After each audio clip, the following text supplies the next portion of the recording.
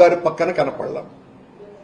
మహాద్వారం దగ్గర ఇఫ్తికఫాల్ ఇచ్చేటువంటి ముఖ్యమంత్రికి ఇచ్చేటువంటి సందర్భంలో అనాదిగా పాలక మండలి అధ్యక్షుడు అక్కడ అర్చకులతో పాటు ఉండి ప్రసాదం ముఖ్యమంత్రికి ఇవ్వటం అన్నది ఒక ఆనవాయితీ. అక్కడ మాయమైపోయినాడు మాయావి బిఆర్ నాయుడు.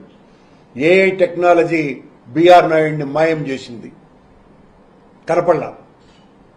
కొన్ని చోట్ల ప్రత్యక్షమైనాడు, బెరుకు బెరుకు బెరుకు బెరుకు బిత్తు బిత్తు బిత్తు బిత్తు బిత్తు బిత్తుమంటూ. దీన్ని బట్టి చూస్తే అర్థమైంది ఏంటంటే, పదవి కోసమని బిఆర్ నాయుడు ఎంత అవమానం జరిగినా సరే లెక్క చెయ్యడు, అది ఆనందంగా భరిస్తాడు. పదవి ఉంటే చాలు. ఆయన అన్నాడు ఆ మధ్యన 20 రోజుల ముందు, ఈ పదవి నాకు లెక్కే లేదు అనని. ఏమన్నా సిగ్గు లజ్జ ఉంటే వెంటనే రాజీనామా చేసి ఉండాలా. ఇలాంటి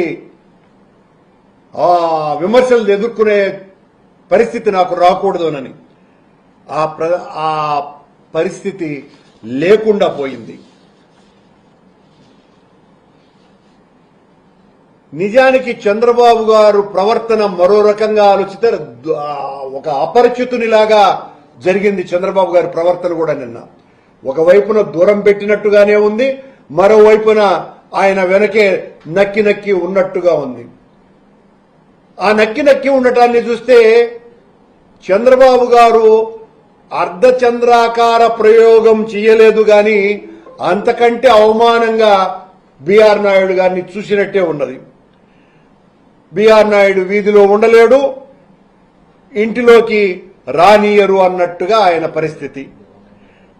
టీటీడీ చరిత్రలోనే ఇంత అవమానింపబడ్డటువంటి వ్యక్తి మొట్టమొదటి ఆఖరు అధ్యక్షుడు బిఆర్ నాయుడు గారే. ఇక ఆయన్ను చూస్తే ఎవరైనా చిన్న మర్యాద అయినా ఇస్తారా? నిన్న జరిగినటువంటి సంఘటనతో, 20 రోజుల క్రితం జరిగిన సంఘటనతోనే బుద్ధుండేవాడు ఎవడైనా ఉంటే వెంటనే రాజీనామా చేసి ఉండాల. ఈ శృంగార వీరుడికి ఇంత శృంగభంగమైన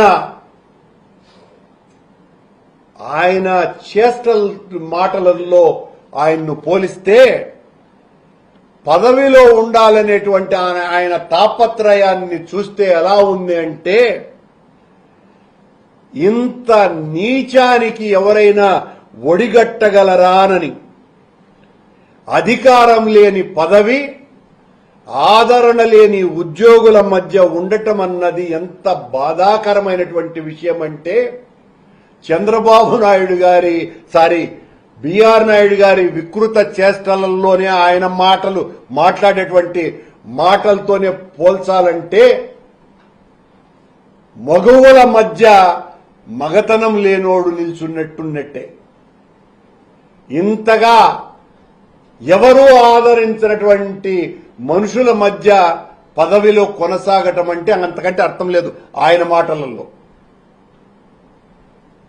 ఎందుకయ్యా తీసేయటానికేమో చంద్రబాబుకు భయం, యాడా ఈ బిఆర్ నాయుడు ఈ కూటమిలో ఉండేటువంటి లోపాలన్నీ బిఆర్ నాయుడు ఎక్కడెత్తుతాడో అనేటువంటి భయం.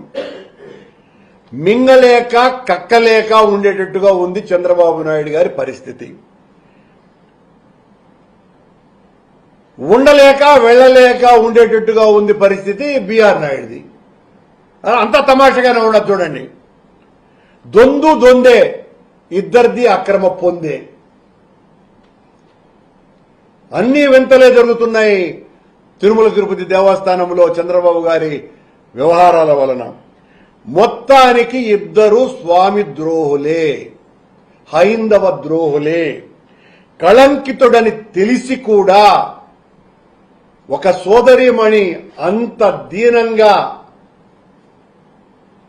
ఉత్తరం రాసినా చంద్రబాబు నాయుడు గారు ఇంత కళంకితుడికి పదవి ఇచ్చినారు. అసమర్థుడనని అర్థమయ్యాక కూడా బిఆర్ నాయుడు అధ్యక్ష స్థానాన్ని అంటు కూర్చునే ఉన్నాడు. నేను తొలగను అని మనల్ని బెదిరిస్తాడు. నేనెందుకు పోతాను రానని. మేమేదో ఆయన్ను గట్టిగా ఒత్తిడి పెడుతున్నట్టుగా ఉంటే అసహ్యం అని చెప్తున్నాం.